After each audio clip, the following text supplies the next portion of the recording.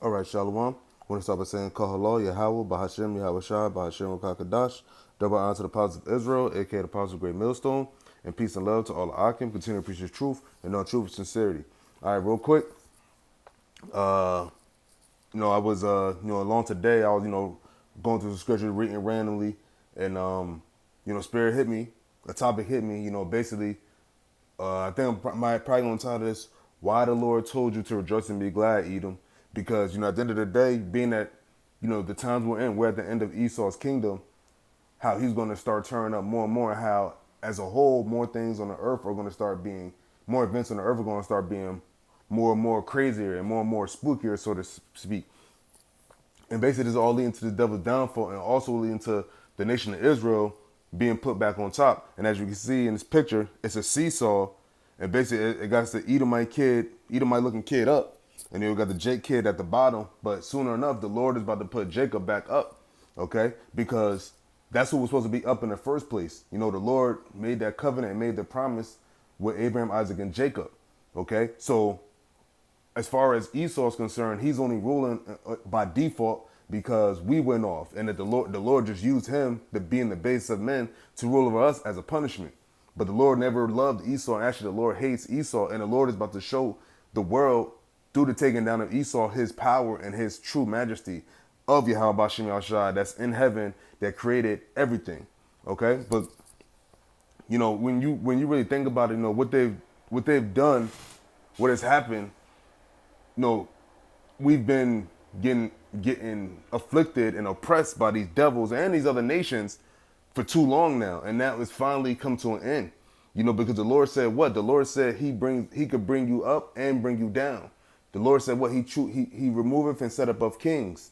He does all these things, and the reason why He set up Esau is to punish us. But the Lord also said, "Rejoice and be glad, O daughter of Edom, because your time is up. So you better get your last few licks in," and they will.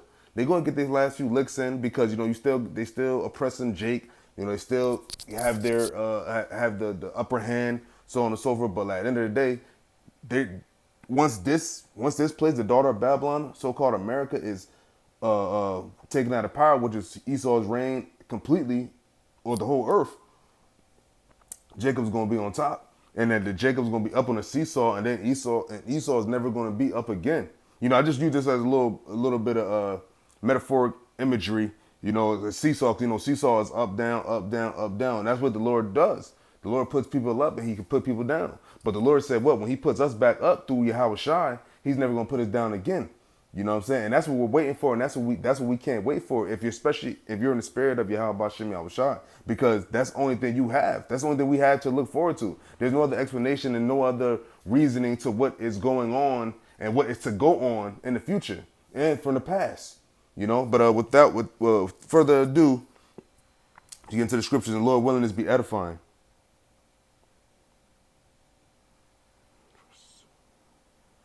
Let's get to the basics real quick. Matter of fact, no, let's go to the one that inspired this, so to speak. Now, this is the book of Lamentations, chapter 4, verse 21. And it reads, "Rejoice and be glad, O daughter of Edom, that dwelleth in the land of Uz. The cup also shall pass through unto thee. Thou shalt be drunken, and that shalt make thyself naked." Man, and metaphorically speaking, being naked, that's a shame and that's an embarrassment. Because if you know the expression, you caught with your pants down. Okay? So that's gonna be to his shame. You know what I'm saying? And that's why the Lord said, "Rejoice and be glad, O daughter of Edom," because that cup that we drinking right now, you about to have to drink. And it's coming real soon. And these devils know it, man. And these devils can feel it. They might not know how to explain it. They might not know exactly what it entails, what they're feeling, but they feel that something is off. It says, verse 22, "The punishment of thine iniquity is accomplished, O daughter of Zion." So you said, "O daughter of Zion," which is what? The nation. Because when it says, "O daughter of Edom," it's the nation of Edom. "O daughter of Zion," it's the nation of Israel, because Israel is synonymous with Zion. Okay? It says, "He will no more carry thee away into captivity. He will visit thine iniquity, O daughter of Edom. He will discover thy sins." And what is your sins? First and foremost, your oppression on Jacob, aka Israel, man, and what you did to the whole planet Earth. Because your whole reign, your whole rulership has been the whole result of it has been you destroying the earth. And ultimately you destroyed Jacob, whose earth through Yahawah, it's supposed to be, this earth is supposed to be in way better condition. But since you devil, you've destroyed the earth. That's why the Lord said, "Woe to the destroyers of the earth, to them that destroy the earth, man." He's going to visit you, man, because what for and not alone, not allowed the planet, because the planet is going to rejuvenate, and so are we. But at the end of the day, the Lord is dealing with His people, because the Lord said what He created the earth for Yahawah and Israel's sake. The earth is for us to rule, okay? But since we went off for a little bit, the Lord put us down. That's what the scripture I'm going to get also, because the Lord could easily. That's how the Lord did it. The Lord showed you His power by putting up these devils, man. And now He's about to show His power again by putting them back down and putting us back up. Because no one in the world, no other nation in the world thought that the nation of Israel, so-called Negroes, Latinos, and Native Americans were going to be able to be on top, man. Because all they know is us being in slavery.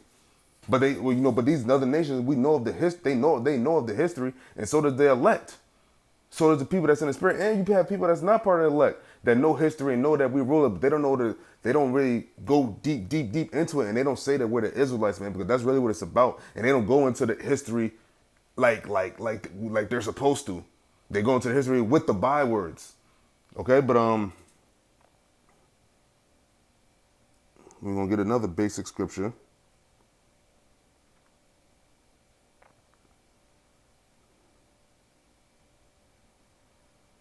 No matter of fact, it's 6 and 9. No, first address? Oh shit. Yeah, 6 and 9. I'm bugging. Now we're gonna go now to the book of Second Esdras, chapter 6, verse 8. Verse 8, and it said, "And he said unto me, from Abraham unto Isaac, when Jacob and Esau were born of him, Jacob's hand held first the hill of Esau. For Esau is the end of the world, which we're at right now, with the end of Esau's world. And it says, and Jacob is the beginning of it that follows." Because what? Esau's world is Esau's kingdom.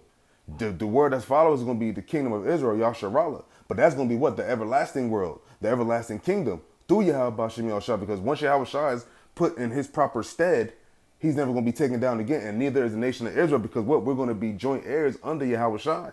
And that's how the Lord set up this story to be forever. You know, what we're going through right now is just for a small period of time.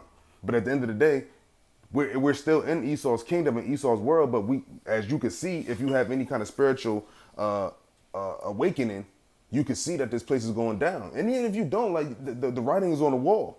The writing is on the wall. All his economy is shit. He's trying to play the Most High even more and more. You know, he got this whole digital world thing, digital currency thing, the MOTB, World War III. Everything is coming to pass of the last days script prophecies, man. Okay, so there's no way that you can get around it. Now, the fucked up thing for a person that don't know and is not enlightened is the fact that you don't see it and that you don't understand it, man. That's why the Lord said, "What? Blessed is he whose eyes seeth, and blessed is he whose ears hear." Because everybody has a set of eyes and a set of ears that can hear and see, but they can't really hear or see or understand what the Lord is actually doing. That's what the true blessing is, that men that can see and perceive. Because you have some that can see and hear, but they cannot perceive. Because why? The Lord blinded them. Okay? And I'm reading it again, 2 Esdras 6 and 9. "For Esau is the end of the world, and Jacob is the beginning of it that followeth," man. Okay? Because you go back to the story of Jacob and Esau, it explains what happened, man. You know, the book of Genesis, the 25th chapter. I'm not going to go into it, but that's where you get an understanding. And really the book of Genesis, period, from the covenant made with Abraham, Isaac, and Jacob. Okay? As a matter of fact, while we're in the subject, get those out the way. This is straight to the point. This is Daniel chapter 2, verse 20.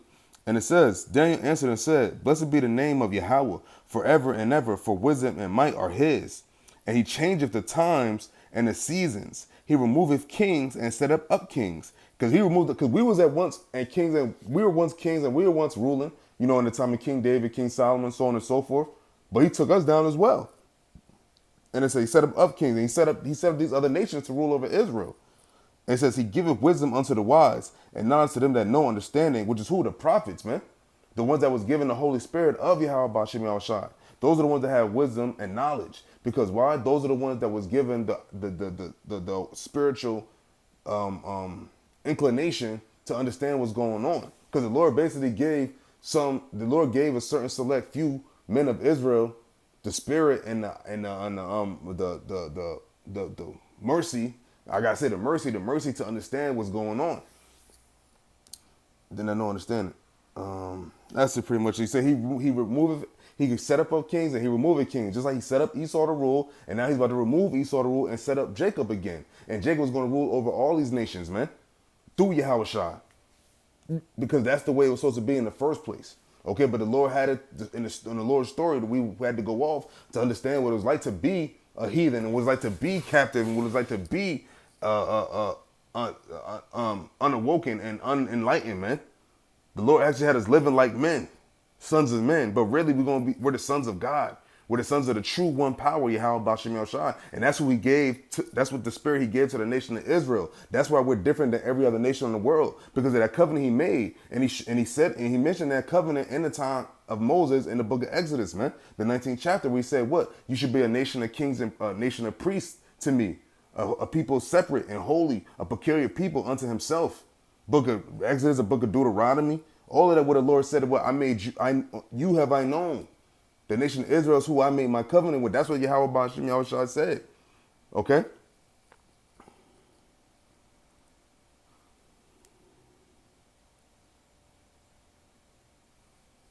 Now, this is the book of 1 Samuel chapter 2. Now, this chapter is good, but I'll get to the point.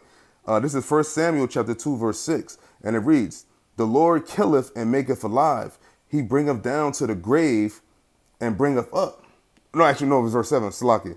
It said, 1 Samuel chapter 2, verse 7. The Lord maketh poor and maketh rich. He bringeth low and lifteth up. And this is perfect. And that's what that's why I use that seesaw analogy, because the seesaw is up and down. You know, one person goes up, the other person goes down. A person can stay up, a person can stay down. You know, you never know. But the Lord said what? He's never going to put Israel down again, because what? In the book of Lamentations, which I just read, he said that we shall no more be carried away captive by nobody. And that the last captivity was under Esau, Edom. And this is and once this is over, we'll never be enslaved in captivity or oppressed, afflicted again, and never go off sin again. Okay, we will be pure. We're going to be made pure through the spirit of Yahawah Bashem Yahushua. Okay, it's not going to just be we're the chosen nation. It's going to actually be shown and proven why and how we're the chosen nation. By the way, we're going to be conducting ourselves, because the Lord said he's going to put his law and his commandments in us, man. He's going to put it in our hearts and in our minds, in our spirit, to where it's going to be automatic. We can't go off. That's going to be the difference. That's how you're going to show we're a peculiar people and how we're different from the rest of the nations on the earth, because we're going to be the ones given that. We're going to be the ones given that, given that gift, that yeah, you know what I'm saying? But you other nation, man, and start until you Esau first, especially you elites, man, you got to get it first, and you about to understand. You understand what's going on. You know what's going on. And that's why you're doing what you're doing. But where we gonna go to? Book of Isaiah.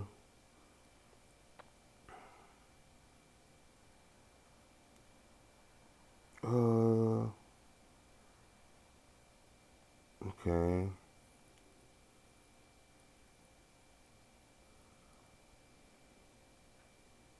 Okay, I'm gonna start this is the book of Isaiah chapter 13, and I'm gonna start at verse I'm gonna start at verse 6. Even it's all good, but I wanna make this too long. But this is Isaiah chapter 13, verse 6. And I might jump down. It says, Howl ye, for the day of the Lord is at hand. It shall come as a destruction from the Almighty. Therefore shall all hands be faint, and every man's heart shall melt. And they shall be afraid. Pangs and sorrow shall take hold of them. They shall be in pain as a woman that travaileth. They shall be amazed one at another. Their faces shall be as flames. And that's even right now. But the true day of the Lord is going to be when the missiles hit and when all the things happen as far as Jacob's trouble and all the things after. World War III, the MOTB. These are going to be the days. This is going to make men hearts melt, man. Because they're going to see the judgment and the glory of Yahawah Bashem Yahushua ultimately with that fire. Because that's truly the day of the Lord that's going to make every man and every hand, what's that? Make every hand, it said make what? Should make all hands faint and every man's heart shall melt. And it says, and they shall be afraid. Pains and sorrow shall take hold of them. Because what? It's going to be a sorrowful thing. And who's going to be the most sorrowful of them all? You, daughter of Edom. because you are the ones at the pinnacle, at the top, that's doing all this wicked shit, and you're the ones that's going to be taken out of the power seat real soon, man. And it's going to be very, very painful, and it's going to hurt, and it's going to, and this is mainly applies to you and 2/3 of our people, and the rest of you nations, man. But most importantly, we always got to go to the ones that's ruling, because the ones that set up these rules and regulations is Esau, Edom. That's who the Lord that's who the Lord has wrath and indignation for the most, with 2/3 of his people. Verse 9, it says what? Behold, the day of the Lord cometh, cruel, both with wrath and fierce anger, to lay the land desolate, and he shall destroy the sinners thereof out of it, man. And where are most of the sinners at in the world, man? Right here in daughter of Babylon, America, man. This is where the bulk of Israel's at, and this is where the bulk of this is where the bulk of the wickedness is at. Of course, Esau is running the whole world, but America, the daughter of Babylon, this land is where the most evil doings is occurring, man. Okay? And it says, for the stars of heaven and the constellations thereof shall not give their light. The sun shall be darkened and his going forth, and the moon shall not cause her light to shine. Because when the missiles come too, they're gonna blot out the sun. They're gonna take hold of the whole atmosphere, to where it's just gonna be the fire of the Lord's indignation, man. It says, verse 11, it says, and I will punish the world for their evil and the wicked for their iniquity, and I will cause the arrogancy of the proud to cease, and will lay low the haughtiness of the terrible, man. Who's the terrible first and foremost, yo? You, Esau, Edom, because you the one doing this, man. And the Lord said he gonna punish the world for their evil, and this world, Esau's kingdom, and everybody that took part of it. And it says, and the wicked for their iniquity, and I will cause the arrogancy of the proud to cease, and will lay low the haughtiness of the terrible. Verse 12, I will make a man more precious than fine gold, even a man than a golden wedge of Ophir. And that's an Israelite man, a man of the house of Jacob, an elect man to be exact. It said, therefore I will shake the heavens, and the earth shall remove out of her place, in the wrath of the Lord of hosts, and in the day of his fierce anger. And it shall be, what? It said the earth shall remove out of her place. He said he would shake the heavens, man. Can you imagine that? Remember those what they call them joints? The little glow ball, you shake it and it be like, it sometimes be like snow, it be like stuff in it, like the little shake. That's what the Lord about to do to the actual earth. About to shake it. And it's going to be because of those missiles and everything going on of the Lord's day. And it says, and it shall be as a chased roe, and as a sheep that no man taketh up. They shall every man turn to his own people, and flee everyone into his own land. That's you other nations going to your own land, man. And it kind of happened a little bit with COVID, but you still have a lot of these other nations with like the Moabites, the Hamites, the Ishmaelites, Elamites, so on and so forth. They're still all here in America, but at the end of the day, once America has lost they can't live off the teat. Once they can't live deliciously, once they can't make any money off of America, all these other nations gonna flee, man. Because it's prophecy, it's scriptural. And it says, verse 15, everyone that is found shall be thrust through, and everyone that is joined unto them shall fall by the sword. And you got a lot of our people joined unto these devils, man. And the Lord's gonna thrust you through too. You got to get it too. And that's 2/3 of our people, man. Because they're engulfed with this world. They're invested in this world. They want to stay here. So the Lord said, you want to stay here, this is what you're going to get. And it says, their children all shall be dashed to pieces before their eyes. Their houses shall be spoiled and their wives ravished. Behold, I will stir up the Medes against them, which shall not regard silver, and as for gold, they shall not delight in it. Their bulls all shall dash their young men to pieces, and they shall have no pity on the fruit of the womb. Their eyes shall not spare children. Now here's where it gets good, and this is always going to happen, man. They're not going to spare women. They're not going to spare the womb. They're not going to spare on the fruit of the womb, and they're not going to pity young children, man. Just like they didn't pity us. What you think is going to happen? That's the judgment that's going to come to you, Esau, Edom. Everything's going to flip. Everything's going to flip and go to you, because the Lord said, "What the curses and everything that's on Israel will fall upon our enemies in that great day, man, and after." Because they're going to be put under the curses after we're taking off the curses. They're going to be put on these other nations, man, and they're going to be living how we're living right now. Oh, here's what it gets in verse 19. It says, in Babylon, the glory of kingdoms, the beauty of the Chaldees, excellency shall be as when Yahawah overthrew Sodom and Gomorrah. Now, let's talk about the Chaldees back then, but you can equate that to who's the modern day Chaldees? The Americans, Edomites. You know what I'm saying? Well, Edomites, but like, the Edomites, the elites, all of them, those are the modern day Chaldeans, man. And the Lord said, it shall be as when Yahawah overthrew Sodom and Gomorrah. Because what is Esau pushing so much to this day, man? All that, that LG, all that alphabet shit, all that homo shit, all that sodomite shit. That's what Esau, all that TRNs, all of that. That's what Esau's, and he's pushing it very, very heavily right now. And why is that, man? Because why? The Lord is giving him enough rope to hang himself. The Lord is having him do all these wicked acts, all these evil acts, so he could judge him at the end of the day, man. And it's going to be justified, just like he was justified when he judged us. It says, verse 20, it shall never be inhabited, neither shall it be dwelt in from generation to generation. Neither shall the Arabian pitch tent there, neither shall the shepherds make their fold there. But wild beasts of the desert shall lie there, and the house shall be full of doleful creatures, and owls shall dwell there, and satyrs shall dance there. And that's going to be what all them desert creatures, man. Because once the smoke clears, and once no one's here anymore, it's only going to be those kind of animals. They said it's going to be a buffet for those animals when that time comes, because all the bodies and all the flesh, melted flesh and the dead flesh and rotten flesh and all that shit is going to be here, man. It's going to be a total wasteland for those kind of animals, and it's going to be their heaven. And it says, and the wild beasts of the island shall cry in the desolate places, houses, and the dragons in their pleasures, and her time is near to come, and her days shall not be prolonged. So what? Your days, Esau, Edom, they shall not be prolonged. It said what? That you're not going to go past the date. You're not going to go past the border of your rulership, man, that the Lord has set out for you. And you're coming to your end real soon. You're coming to your limit real soon. You had a credit limit. You got your limit coming up. You got a border you cannot cross. I believe that's in the book of Job. But now, and then we go to the next. I'm gonna go to the next chapter of Isaiah and look. And now look. This is Isaiah chapter 14, verse 1. For the Lord will have mercy on Jacob and will yet choose Israel and set them in their own land. Now this is after all this place. This is after the destruction, and this is after all the judgment comes to this place. And it says, mercy on Jacob and will yet choose Israel and set them in their own land. And a stranger shall be joined with them, and they shall cleave to the house of Jacob. Verse 2, and the people shall take them and bring them to their place. And the house of Israel shall possess them in the land of the Lord for servants and handmaids. You other nations, man. You're going to be our servants and handmaids, man. It says, and they shall take them captives, whose captives they were.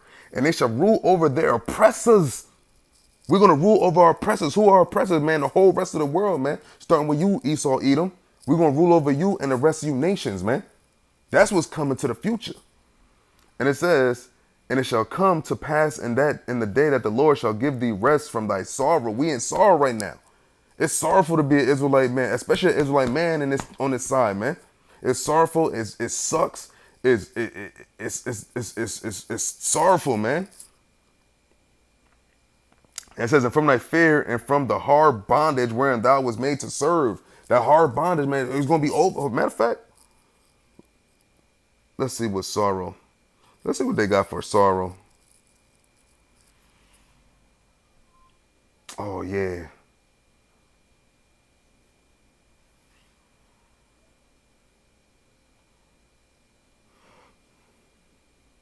Well, because I got airplane mode on Salakia, but let's see what they had. See, sorrow, it says grief, trouble, pain, anxiety, sorrowful, sad, distressing, doleful, sorrowful. You see, you get the point what sorrow is. Grief, sadness.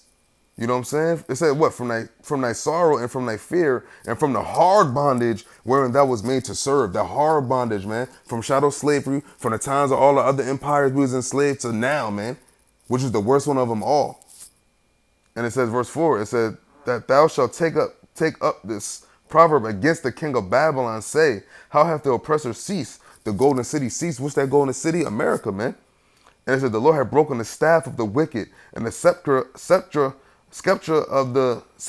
of the rulers. He who smote the people in wrath with a continual stroke. Who's the people? The nation of Israel, man. It said, he that smote the people in wrath with a continual stroke. He that ruled the nations in anger is persecuted and none hindereth. The whole earth is at rest and is quiet. They bring forth into singing. That's what's going to happen when the nation of Israel gets into power, man. Because even the other nations, matter of fact, the other nations are even going to be rejoicing when the nation of Israel, the animals are going to be rejoicing, man. The whole earth is going to rejoice when Yahawah Bashim Shai puts Israel back in power, man.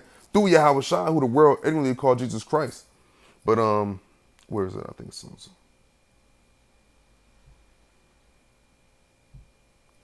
okay, here we go. This is Proverbs chapter 29, verse 2. It says, when the righteous are in authority, the people rejoice. But when the wicked bear of rule, the people mourn. And that's what's happening now. The whole world is mourning. The animals, they got these animals all locked, caged up in these entrapments, man. They got lions locked up with hyenas. And first and foremost, they have the nation of Israel, the Lord, the apple of the Most High's eye, the Lord's people, the Lord's chosen people. They have them in captivity and oppressing them. That's the worst offense that they did on the earth, man. That's the worst offense that they don't have to pay for, man. That's why the Lord said, rejoice and be glad, O daughter of Edom, for that cup shall pass unto thee. You won't have to drink that cup of oppression. You have to drink that cup of captivity. You have to drink that hard bondage. You'll be made to serve hard bondage, man, under the nation of Israel, the house of Jacob, man. The same nation of people that you've had a perpetual hatred for, that you've been oppressing since you've been in power. You always target Israel because why? It goes back to Jacob and Esau, the two brothers. Okay, but I think that was pretty much it. Let me see if there's any more in Isaiah. Pretty much all I wanted to bring out through the spirit of Yahawah Shem Shai, but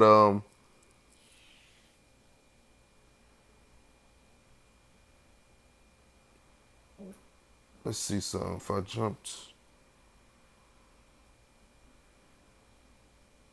where was it at? Hey, hold on.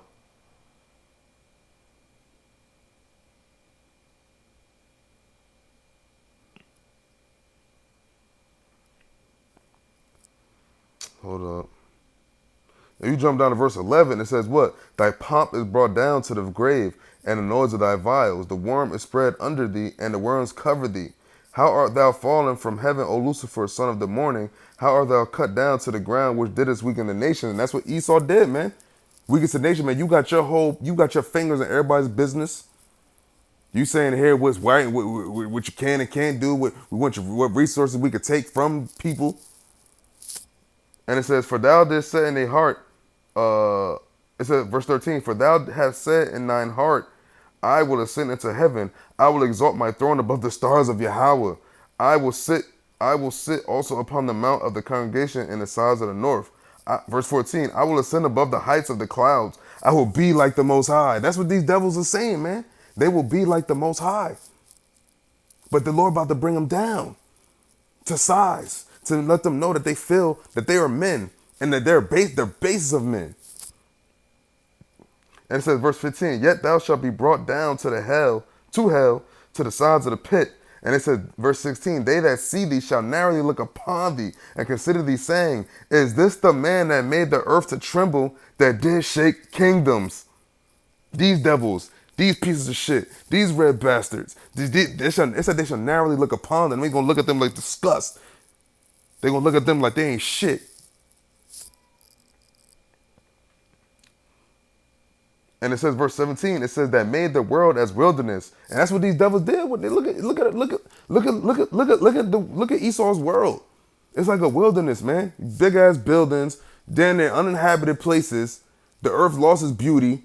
He didn't fuck the earth up so bad to where it don't give his proper, swag.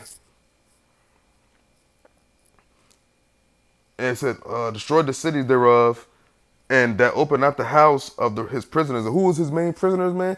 Jacob, man. Who's crowded in them jails? Jacob, Israel, Israelites, from the northern tribes to the southern tribes to the northern tribes. It says, verse 18, all the kings of the nations, even all of them lie in glory, everyone in his own house. But thou art cast out of thy grave like an abominable branch, and as the raiment of those that are slain, thrust through with the sword, that go down to the stones in the pit, as a carcass trodden down under feet. That's pretty much it. I mean, because you could go to verse 21, but that's pretty much what. Matter of fact, I'm gonna read this. Verse 14 of 21. Matter of fact, verse 20. I'm gonna jump down to verse 20, and it says, "Thou shalt not be joined with them in burial, because thou hast destroyed thy land and slain thy people. The seed of evildoers shall never be renowned." So you're never gonna be renowned, man. You're never gonna be honored.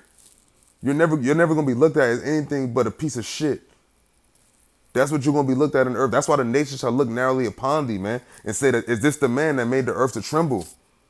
And it says, verse 21, "Prepare slaughter for his children for the iniquity of their fathers, that they do not rise, nor possess the land, nor fill the face of the world with cities." So you'll never ever have rule again, man. So that's why the Lord said, rejoice and be glad.